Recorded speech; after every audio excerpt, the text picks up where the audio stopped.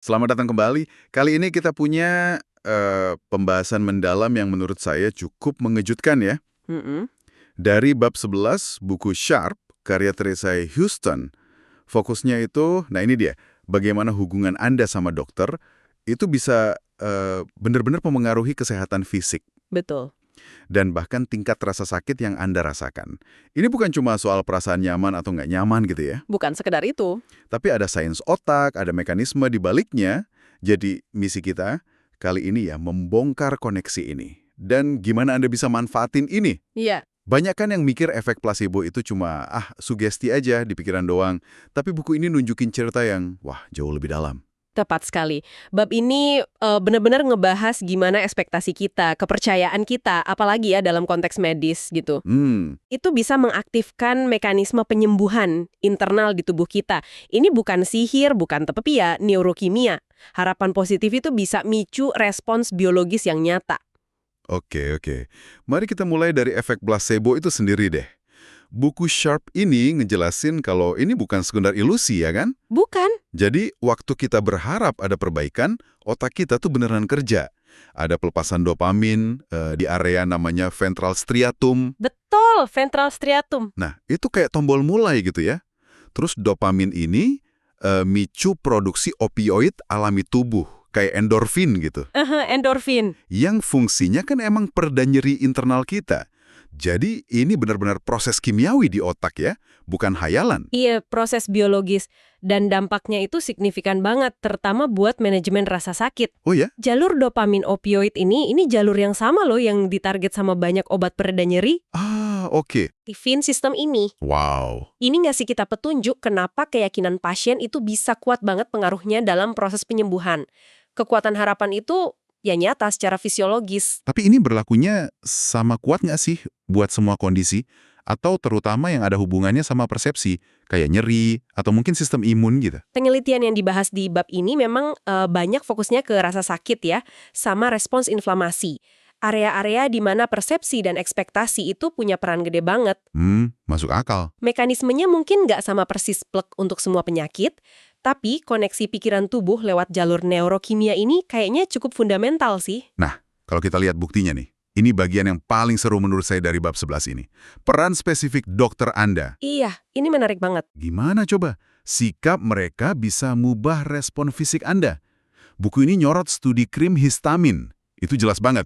Oh, yang studi krim gatel itu ya? Iya, partisipan kan diolesi krim yang bikin reaksi alergi ringan. Jadi ada benjolan gatal gitu.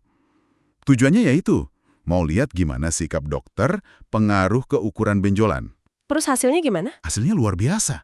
Dokter yang dinilai kompeten dan juga hangat, ramah gitu ya. Oke, kombinasi ya. Iya, kombinasi. Itu menghasilkan benjolan terkecil. Ini efek placebo dalam kondisi paling bagusnya. Sebaliknya, dokter yang dianggap dingin, cuek, dan nggak kompeten, nah, pasien mereka benjolannya paling gede. Wah, jadi kelihatan banget ya bedanya. Yang menarik di sini kan berarti kompetensi aja nggak cukup. Bener. Kehangatan aja juga nggak cukup kalau kompetensinya diraguin. Kombinasi keduanya itu yang bikin efek placebo paling kuat, menurut studi itu. Iya.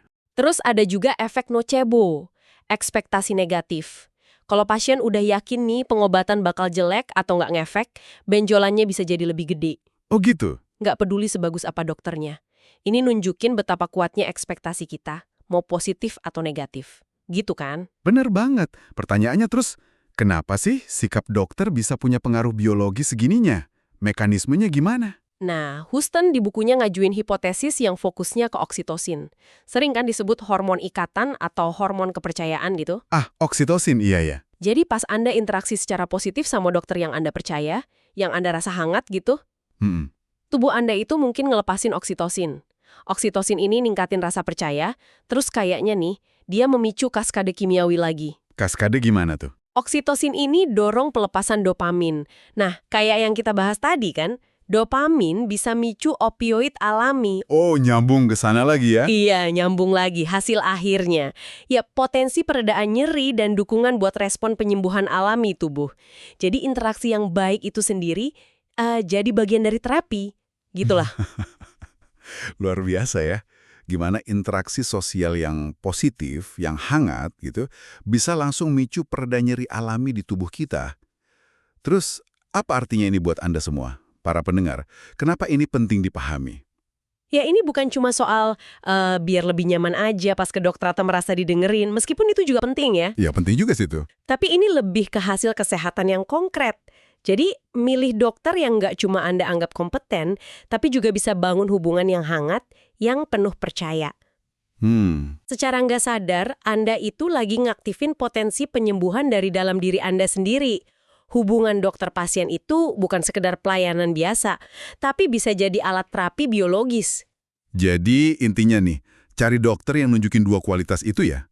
Keahlian medis yang oke, yang Anda percaya, tapi juga kualitas personalnya. Betul. Kemampuan dengerin, kontak mata, nunjukin empati, ini bukan soal selera pribadi doang jadinya. Bukan sekedar preferensi. Tapi strategi kesehatan yang didukung sains otak ya. Tepat. Hubungan terapeutik itu sendiri punya nilai penyembuhan. Kepercayaan dan koneksi positif itu aset kesehatan Anda. Oke, jadi kesimpulan utama dari pembahasan kita di bab 11 Sharp ini, pilihan dokter Anda itu dampaknya bisa biologis, lebih besar dari yang mungkin Anda kira.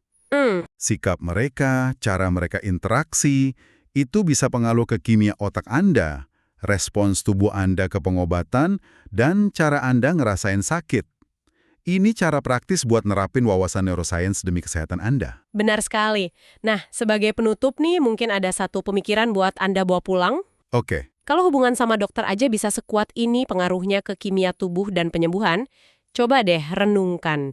Gimana ekspektasi Anda, tingkat kepercayaan Anda, mungkin mempengaruhi area lain dari kesehatan atau pemulihan Anda? Maksudnya di luar konteks medis formal gitu ya? Iya, di luar itu. Seberapa besar sih peran keyakinan Anda dalam perjalanan kesehatan Anda secara keseluruhan? Itu mungkin bisa jadi bahan refleksi ya.